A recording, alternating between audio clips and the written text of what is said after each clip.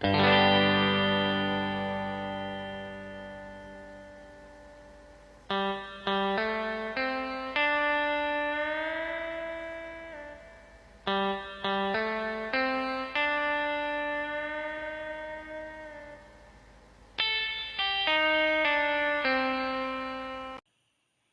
saudara-saudara semua, Shalom.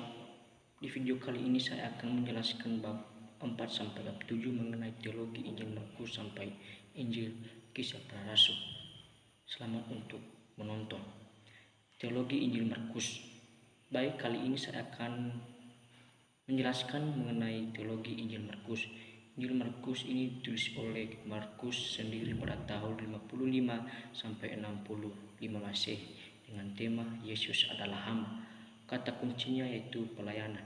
Injil Markus merupakan kisah yang paling singkat tentang permulaan Injil tentang Yesus.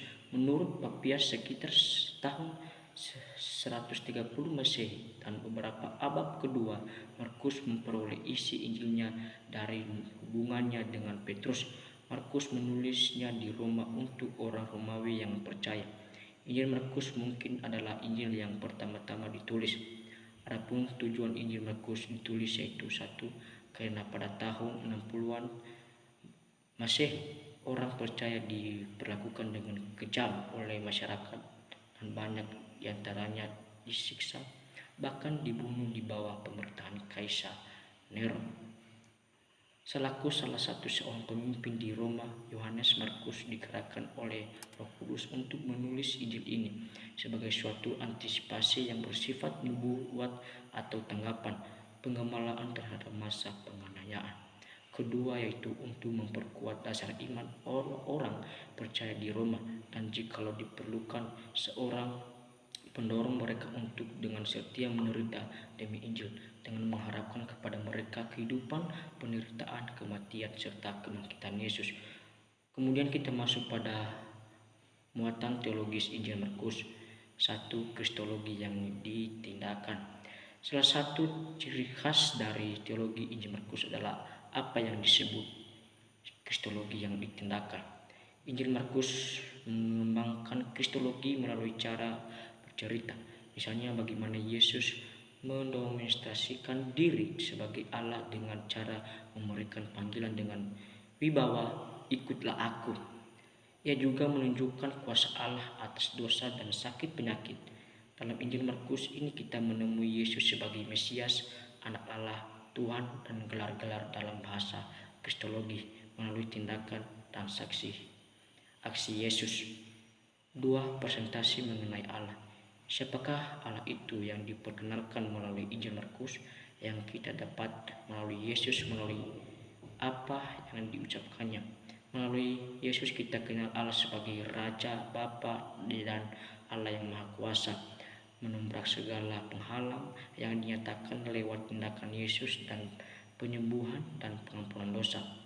Dan puncaknya kebaikan Allah bagi kita yaitu Dia mengutus anaknya yang tunggal untuk misi menyelamatkan lewat tebusan melalui kematiannya. Dalam presentasi mengenai Allah adalah beberapa hal yang akan dibahas, diantaranya yaitu A. Kerajaan Allah. Kita mungkin sering berpikir bahwa kerajaan Allah adalah sesuatu yang tidak bergerak dan berada di suatu tempat. Injil ini kita jumpai bahwa kerajaan itu adalah sebutan lain yang merujuk kepada kehadiran pemerintahan Allah, di mana Allah mengintervensikan sejarah dan pengalaman hidup manusia untuk mewujudkannya kuasa dalam mencapai maksud dan tujuan.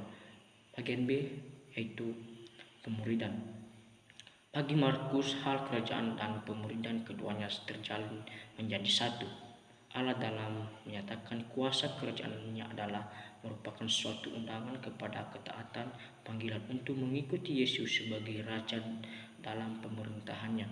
Dalam uraian yang telah disampaikan, maka pembaca Injil Markus mulai mengerti apa saja syarat serta yang harus dibayar dan penghargaan yang akan diterima dalam mengiring Yesus. Bagian C yang ketiga itu misi. Walaupun tidak ada pengutusan langsung melalui untuk melaksanakan misi dunia Injil Markus. Namun dalam Injil ini tidak saja memberikan bayangan terhadap misi, tetapi juga memberikan fondasi teologi untuk mengikut serta orang-orang kafir ke dalam komunitas para murid. Yesus mengatakan bahwa maksud utama dari Bait Allah dalam menjadi rumah doa bagi segala bangsa.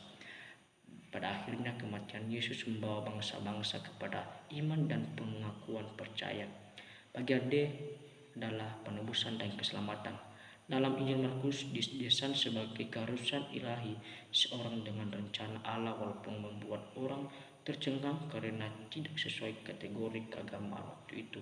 Teologi Markus mengenai penebusan dan keselamatan dapat dirumuskan dengan baik melalui kesaksian kepala pasukan tentara setelah menyalibkan Yesus dan mengatakan, "Sungguh orang ini adalah anak Allah." Pernyataan ini memahami bahwa Allah dan manusia diperdamaikan di kayu salib. Kita masuk pada muatan teologis yang ketiga, yaitu eskatologi. Dalam Injil Markus ditampakkan dengan pengkalimat waktunya telah tiba. Waktunya masih akan datang. Pernyataan Yesus di Markus pasal 1 ayat 15 bahwa waktunya penggenapan itu telah tiba di sini dan kerajaan Allah akan hadir dalam sejarah. Anak manusia akan mengirim malaikatnya untuk mengumpulkan orang-orang pilihan dari keempat penjuru angin, dari ujung bumi sampai ke ujung langit. Sekarang kita masuk pada bab kelima mengenai teologi Injil Lukas. Injil Lukas ditulis oleh Lukas sendiri dan merupakan kitab pertama yang dialamatkan kepada Theophilus. Lukas adalah seorang pertobat Yunani dan satu-satunya orang yang bukan Yahudi yang menulis sebuah kitab dalam Alkitab.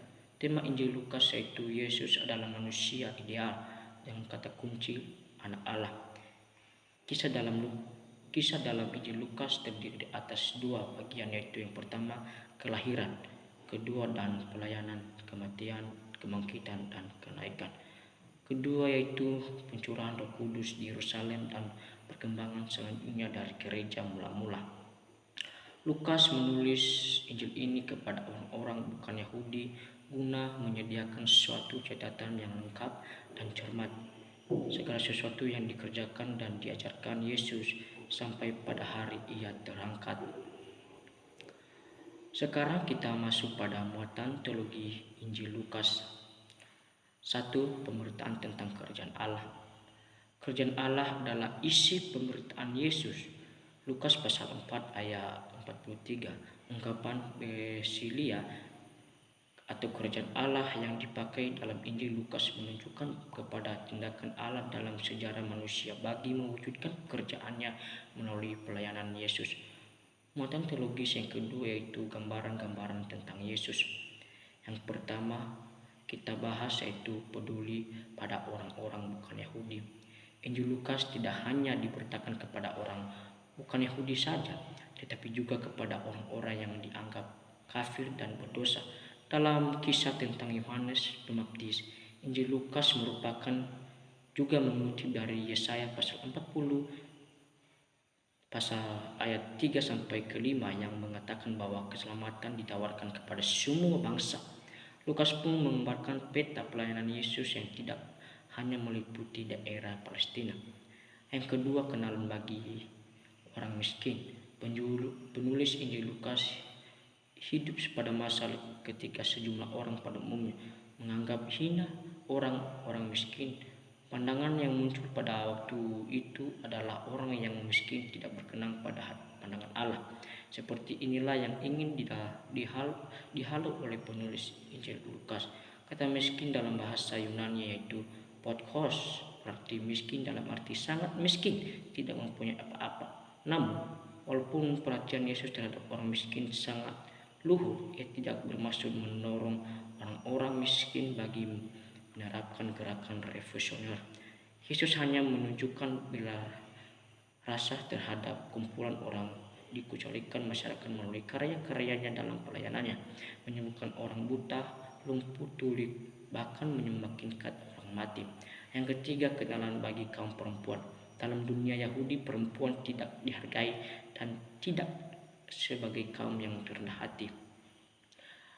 Dalam hal ini Yesus sebagai orang Yahudi justru tidak berarah demikian. Injil Lukas memperlihatkan keakraban Yesus dengan kaum perempuan sebagai kenalan.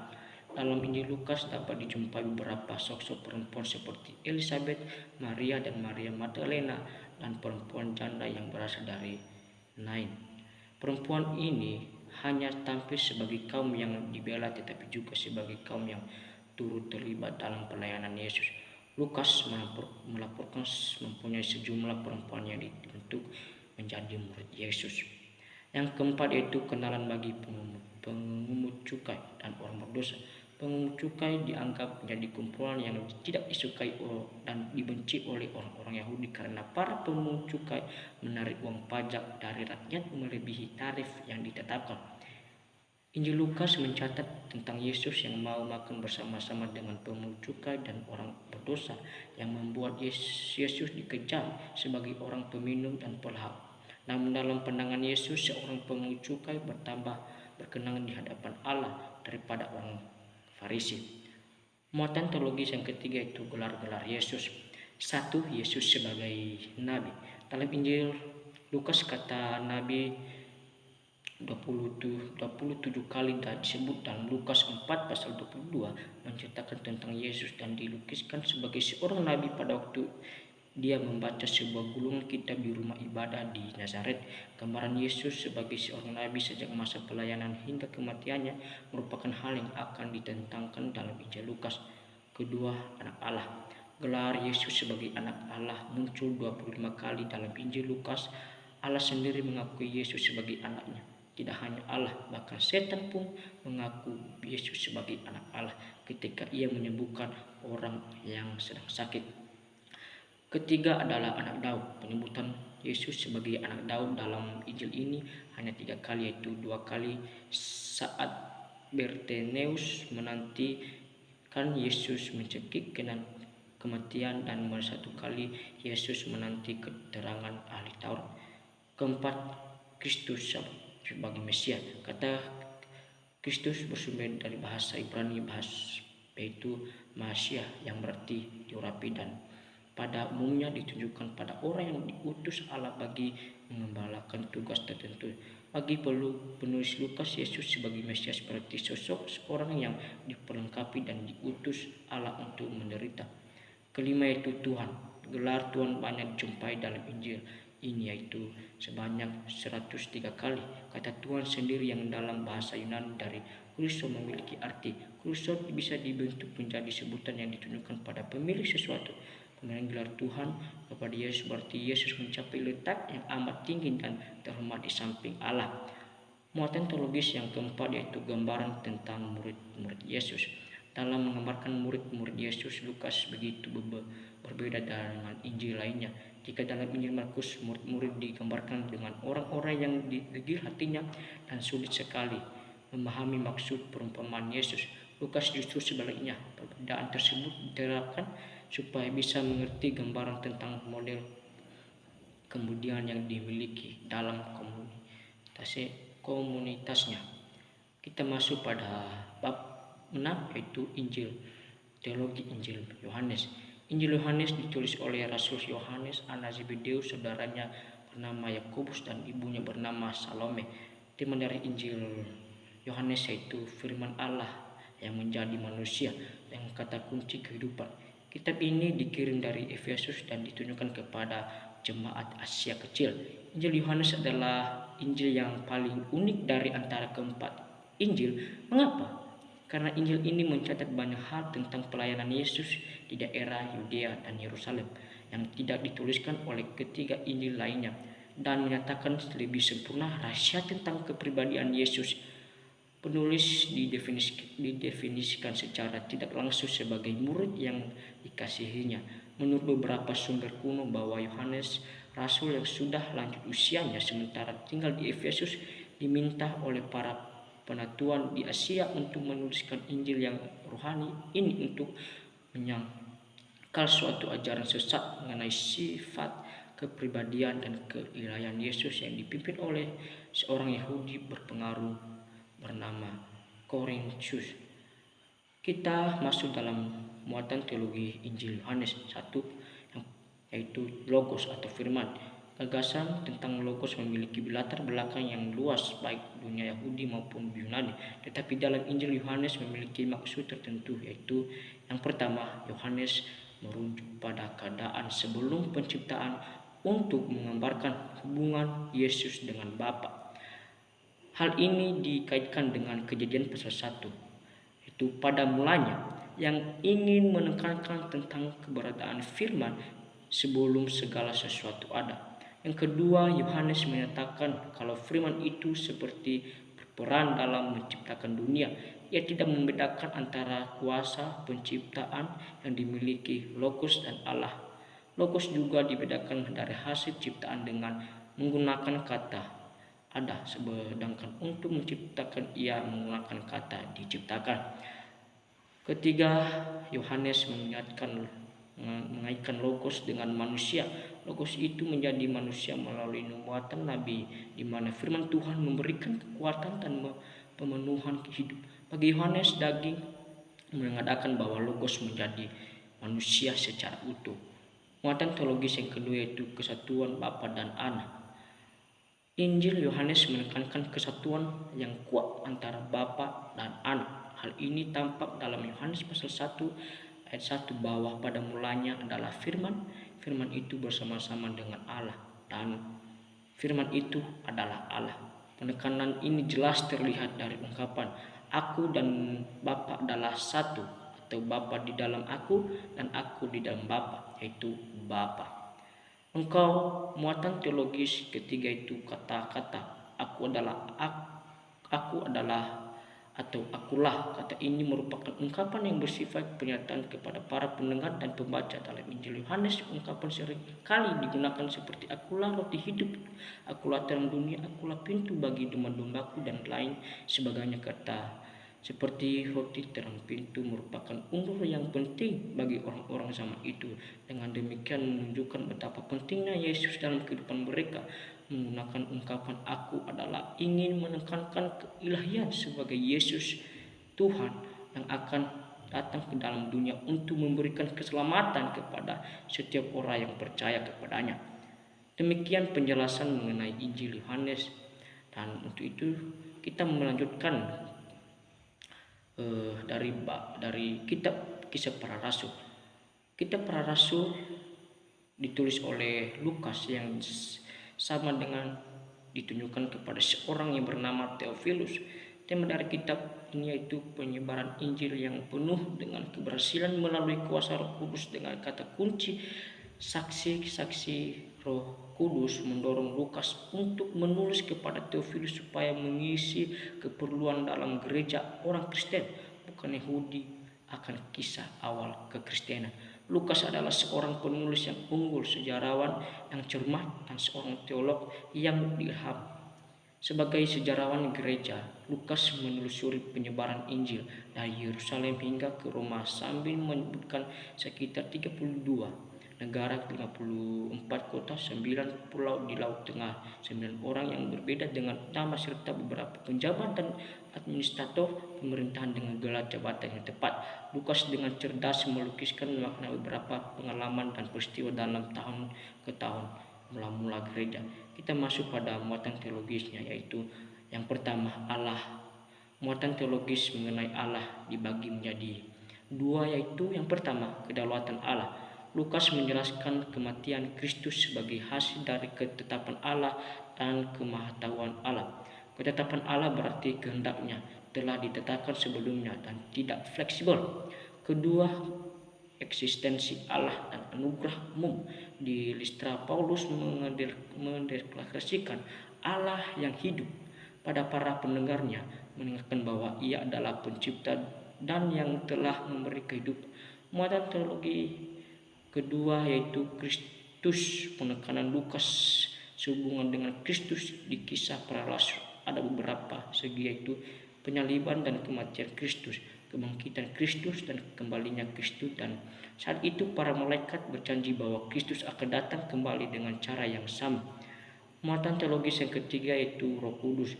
Pekerjaan Roh Kudus berkesinambungan dengan misi Yesus ke seluruh perkembangan gagasan dalam sejarah Kristen yang mula-mula itu dikuasai oleh Roh Kudus. Kitab ini berbicara banyak tentang kerajaan Roh Kudus, yaitu pertama Pentakosta.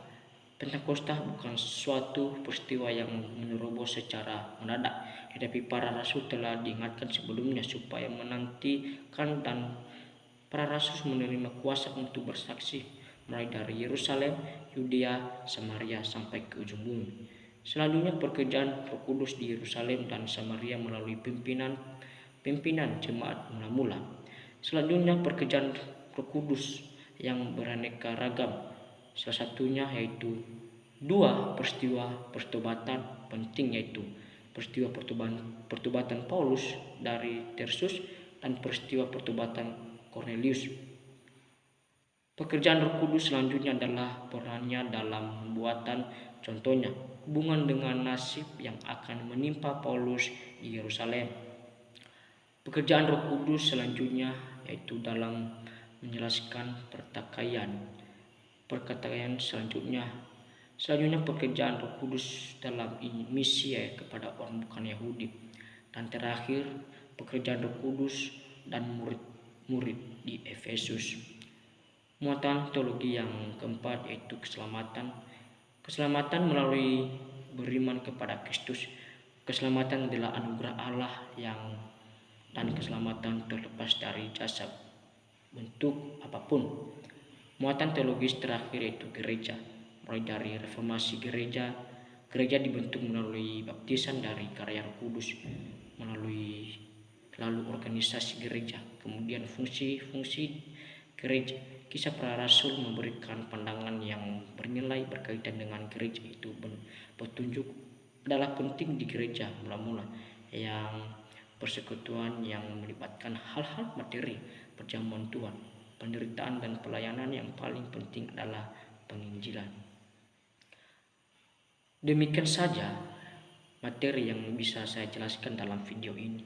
Kiranya video yang telah saya buat menjadi berkat bagi kita semua dan untuk menjadi bekal kita di masa-masa yang akan datang. Terima kasih. Shalom.